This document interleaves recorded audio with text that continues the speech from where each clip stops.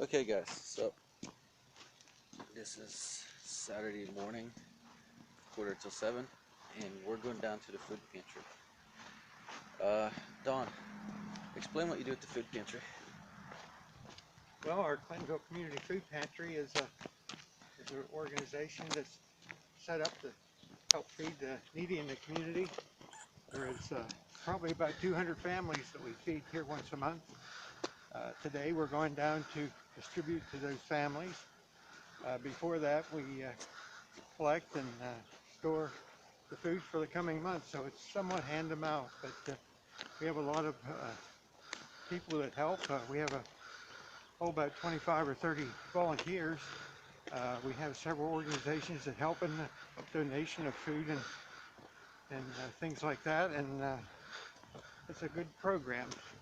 People appreciate it. There's a need, and volunteers enjoy helping and fellowshipping with each other.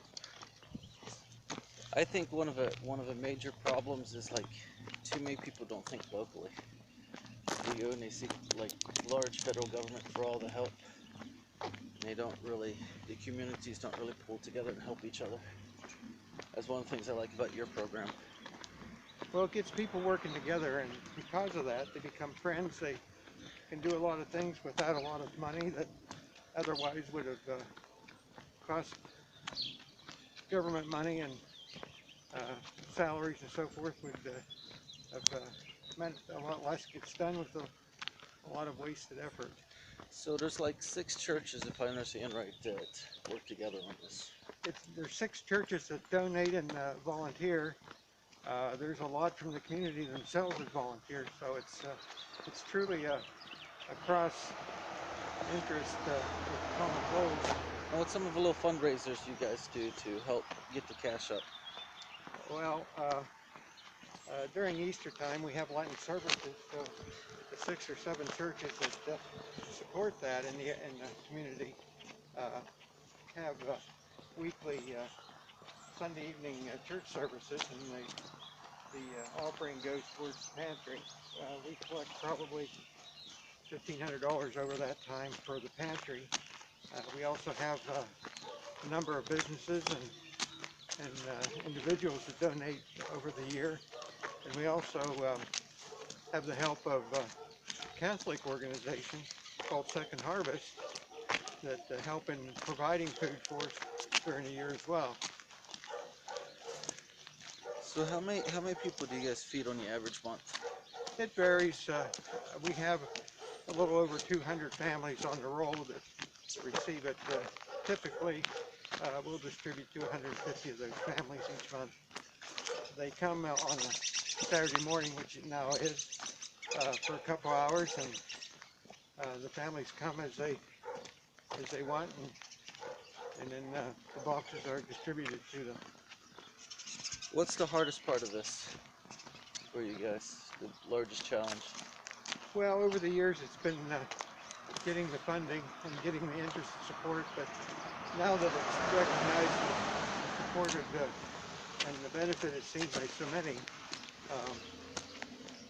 that's a much easier effort, and we're always getting new volunteers. People retire and have a little time because they see and hear what's going on and they want to be a part of it. Yeah, I've seen since I've been here like 3 months, there's been quite a few new hands on deck. That encourages us all to see new interest, and I hope that continues. Now, Yeah. what do you think is the largest cause of so many people being in need in this area?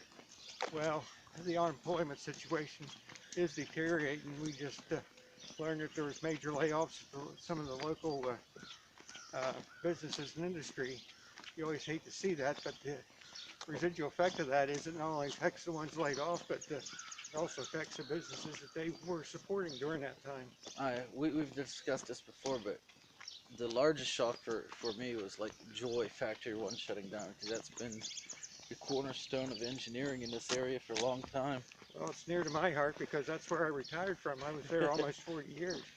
But yeah, the coal mining industry has definitely deteriorated for a lot of reasons. But nonetheless, it's affected this area in a major way because that's a major employer. And of course, that meant that the numbers that need help is going to continue to go up too. So our tasks are getting more challenging because with limited funding, trying to spread those resources out to the greater need is. Yeah, and it really affects the whole area. I mean, like the larger factories and stuff shutting down. Myself walking through Cranberry Mall the other day, I noticed like 1/3 of the stores were empty. It's never been that way before. At least since I left out of here. Well, it's a domino effect. Prosperity begets prosperity, but poverty can beget poverty too. So That's very true. if there is anything good comes out of it, it'll be the people rallying together to help each other and coming up with newer, more innovative ways of meeting not just the need, but the employment and those requirements too. So right here is where everything happens. I'm going to flip this around so I can actually see what I'm doing. They got. Good morning, Bob. Good morning. Hey, Bob. How are you? Good. We're all right. So they've got these 2 trailers set up. This over here is where they put all the sweets, cakes, cereal. We'll be putting up the tables soon for it. Basically, this is where we unload to the families. They pull up here. And this is the other one. It's got a bunch of freezers on these trucks, and they work very hard. This is actually the church I grew up in, United Methodist Church. This is in Clintonville.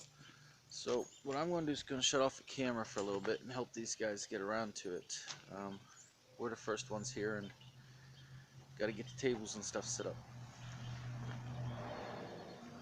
Thank you. So, in the middle of prepping, we are actually, I've been here since 7:30.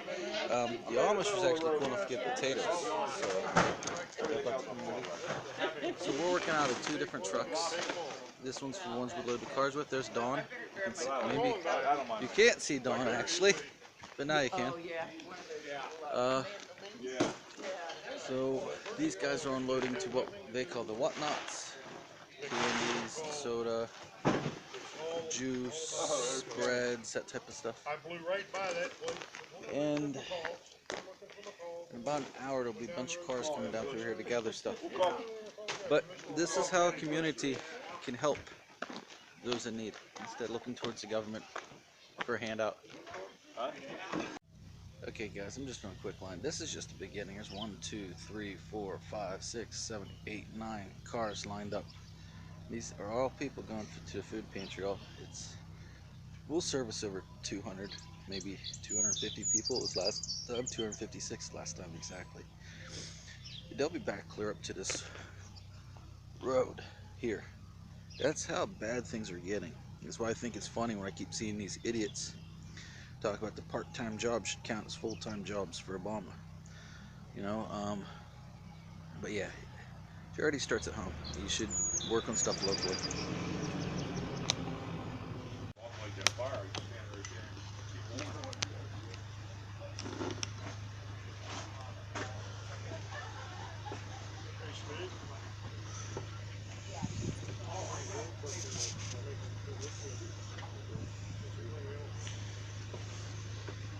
Bags are pretty full, but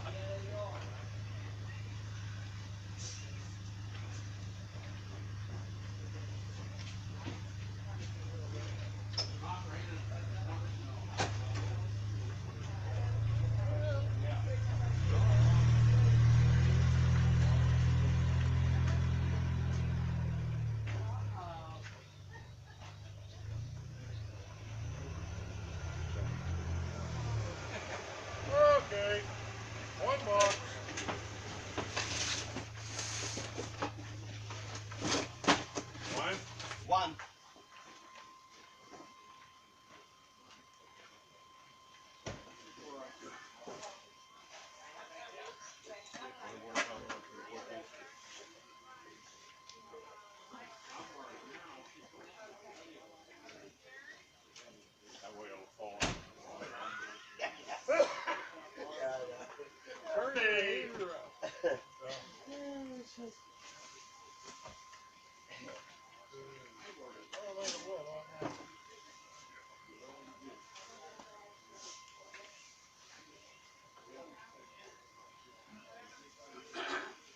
He's in the lineup back. If I ain't mistaken, this is a heavy duty. One loss. You know, you get the local community that you're talking, hanging out, and helping each other. So this is always good.